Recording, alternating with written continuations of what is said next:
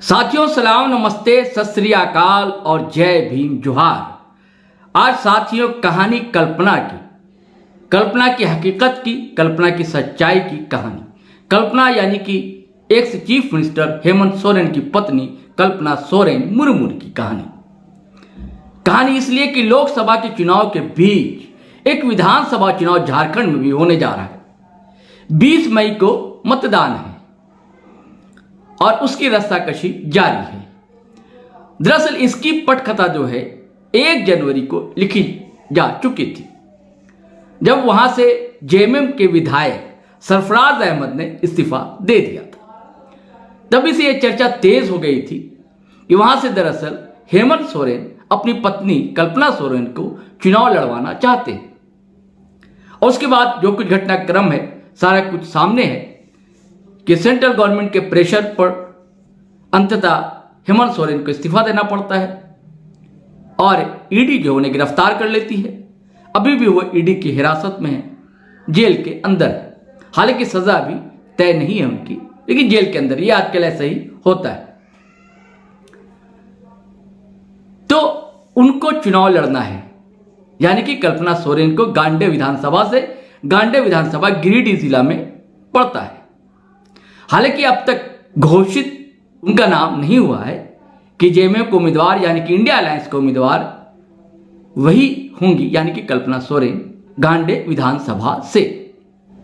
उनकी कहानी आज हम बताएंगे कि क्या ये कल्पना ही रहेगी या हकीकत में बदलेगी, या कितनी आसान है उनकी राह। क्या वो चुनाव जीत पाएंगी या बड़ा दुविधा की स्थिति है।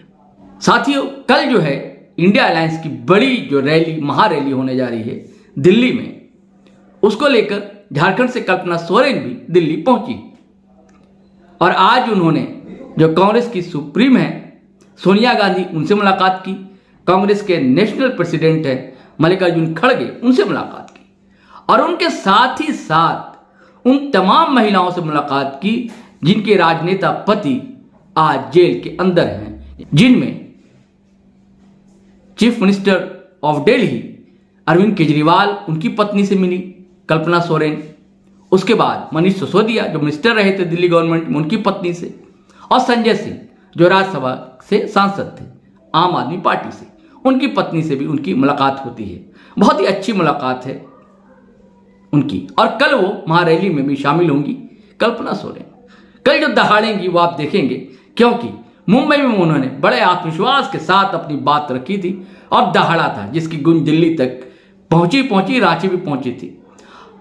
और साथियों, जब से हेमंत सोरेन नहीं है, ऐसे वैसे तो है हेमंत सोरेन, लेकिन राजनीतिक तौर से सक्रियता जो उनकी नहीं है, क्योंकि वो हिरासत में है वो, मतलब कैदी तो नहीं कहा जाए, लेकिन हिरासत में है, वो भी जेल के अंदर ही हैं। तो इससे पहले कि मैं कहानी शुरू करूं, आपसे आग्रह है, गुजारिश है कि हमारे YouTube चैनल ज़रूर आप सब्सक्राइब कर लीजिए और अगर फेसबुक पर देख रहे हैं तो उसे फॉलो कर लें साथियों, अच्छा लगेगा। और वीडियो ज़्यादा से ज़्यादा शेयर किया कीजिए, लाइक किया कीजिए, कमेंट किया कीजिए। और यदि आप हमारा साथ देना चाहते हैं तो थोड़ी बहुत आर्थिक मदद कर सकते हैं। हमारे UPI नंबर है 8083557257। आप गूगल पे, फोन पे कर सकते हैं। चलिए अब पहले जान लेते हैं कि गांडे विधानसभा में कितने वोट हैं और 2019 का रिजल्ट क्या रहा था। हाँ, तो 2019 का जो असेंबली इलेक्शन हुआ झारखंड में, तब गांडे विधानसभा में कुल मत जो थे वो थे 2,59,330 और वोटिंग हुई थी 1,87,343 पर, यानी कि 59.56% वोटिंग हुई थी। तब विजयी हुए थे जेएमएम प्रत्याशी डॉक्टर सरफराज अहमद। डॉक्टर सरफराज अहमद को वोट मिले थे 65,023 वोट उन्हें मिले थे, यानी कि 34.71% वोट उन्हें हासिल हुए थे। और उन्होंने भाजपा प्रत्याशी जयप्रकाश वर्मा को पराजित किया था। जयप्रकाश वर्मा को वोट मिले थे 56,168, यानी कि उन्हें 29.98% वोट मिले। तीसरे नंबर पर था आजसू का प्रत्याशी अर्जुन बैठा, उन्हें हासिल हुए 15,361 वोट, यानी कि 8.20%। चौथे पायदान पर था जेवीएम-पी का प्रत्याशी दिलीप कुमार वर्मा, जिन्हें 8,952 वोट, 4.78% वोट। उसका सीपीआई-एमएल यानी कि माले के प्रत्याशी थे राजेश कुमार, उन्हें हासिल हुए 7,408 वोट। परसेंटेज में अगर देखिए तो 3.95% वोट मिले। उसके बाद मजलिस यानी कि AIMIM यानी कि वैसी की पार्टी, उनके प्रत्याशी इंतखाब अंसारी, उन्हें हासिल हुए 6,039 वोट, यानी कि मात्र 3.22% वोट उन्हें मिले।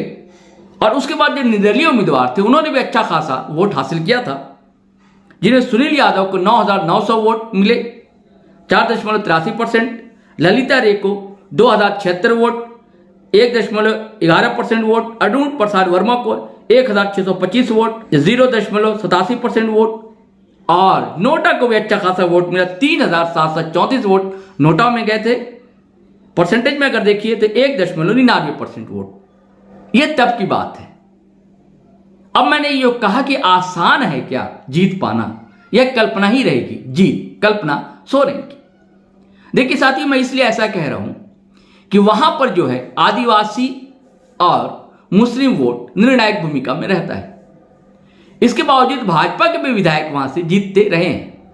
पिछले बार जो है आजसू ने प्रत्याशी उतारा, भाजपा का प्रत्याशी था ही।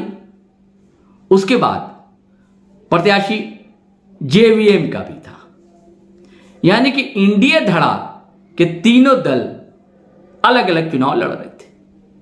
अब जेवीएम जो है बाबूलाल मरांडी की थी, उन्होंने तो विलय कर दिया भाजपा में, और आज भाजपा के प्रदेश अध्यक्ष है बाबूलाल मरांडी। और यह बताना जरूरी समझता हूं कि बाबूलाल मरांडी का ही क्षेत्र है दरअसल गिरिडीह के ही बाबूलाल मरांडी हैं।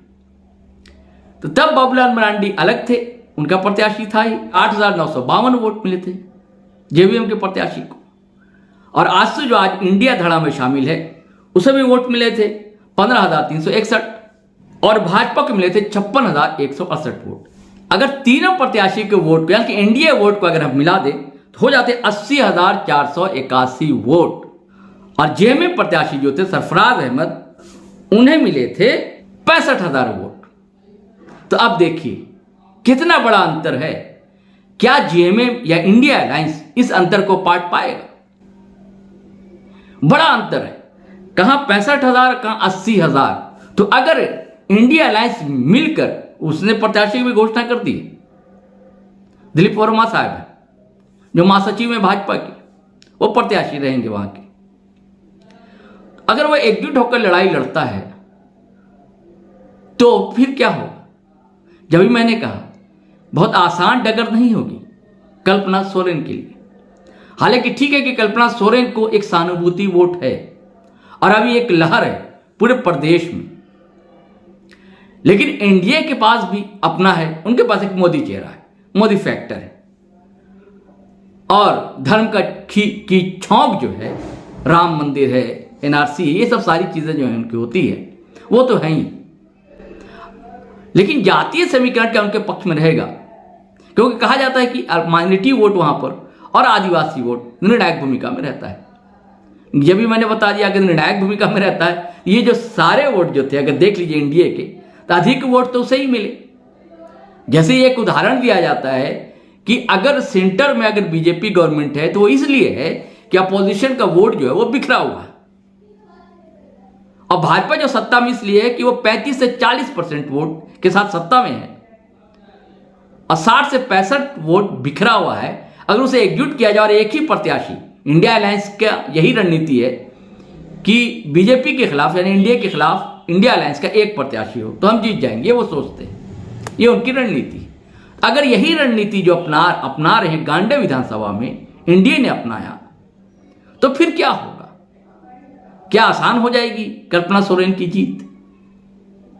यह देखने की बात होगी और समझने की बात होगी। फिलहाल जो तस्वीर है, अगर वो सहानुभूति वोट, देखिए शुरुआत उन्होंने वहीं से की, अपने राजनीतिक पारी की शुरुआत जो रैली की उन्होंने, और आप लोगों ने भी देखा जो भावुक हो जाती है वो वहां पहुंचकर गिरिडीह में। आप कहती हैं कि उनके बाबा ने शुरुआत राजनीति की यहीं से की थी, यानी कि दिशुम गुरु शिबू सोरेन गिरिडीह इलाके से ही। और क्यों की थी वो बताती हैं कि उनके पिता को सामंतवादियों ने टुकड़े टुकड़े कर दिया था। भावुक होती हैं, आंसू आते हैं, डबडबा आती हैं आंखें। जो उनके समर्थक होते हैं, जो रैली में शामिल लोग दर्शक होते हैं, उनके भी आंखें नम हो जाती हैं। तो क्या भावनाओं में वोटर बह जाएंगे या एनडीए अपने वोटों को इंटैक्ट रख पाएगा, यह देखने की बात होगी। हालांकि कहा जाता है कि जो पार्टी सत्ता में होती है वो जो उपचुनाव है उसे तो जितवा ही लेती है। देखिए यहां भी ऐसा लग रहा था डुमरी में कि क्या वहां जगन्नाथ महतो की पत्नी जीत पाएंगी, लेकिन बहुत मेहनत की गई और आखिर बाजी पलट गई। तब भी आजसू था, तब भी हम लोग यही कह रहे थे कि उनके वोट का परसेंट जो है वह वोट मिला दिया जाए एनडीए का तो ज्यादा हो जाता है। लेकिन जीत किसकी हुई? जेएमएम प्रत्याशी की ही जीत हुई। तो यहां कहा नहीं जा सकता, तो क्या होगा यह देखने की बात होगी। चलिए साथियों, आज इजाजत दीजिए। जय हिंद, जय भारत। तो साथियों, आपको कहानी कैसी लगी जरूर रोचक लगी होगी। और आप अगर फेसबुक पर देख रहे हैं तो फॉलो कर लें हमारा पेज, और अगर आप यूट्यूब चैनल देख रहे हैं हमारा, सब्सक्राइब कर लें और बेल आइकन दबाना हरगिज़ ना भूलें। धन्यवाद, शुक्रिया।